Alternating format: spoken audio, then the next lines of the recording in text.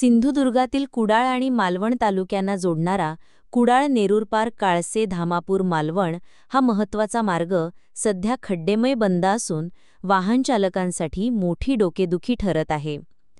विशेषतः नेरूरपार पूल ते काळसे-धामापूर या टप्प्यात रस्त्याची अवस्था अत्यंत बिकट झाली आहे, जिथे मोठमोठे खड्डे पडल्याने वाहनचालकांना जीवघेणी कसरत करावी लागत आहे.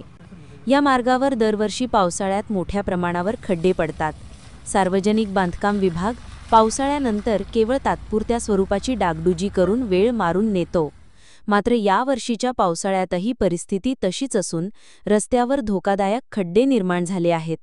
यामुळे लहान मोठे अपघात नित्याचे झाले असून मोठी दुर्घटना घडण्याची भीती स्थानिक नागरिक आणि वाहनचालकांकडून व्यक्त केली जात आहे.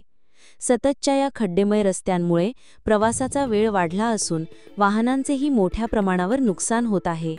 सार्वजनिक बांधकाम विभागाकडून या गंभीर समस्येकडे सातत्याने दुर्लक्ष केले जात असल्याचा आरोप नागरिकांनी केला आहे.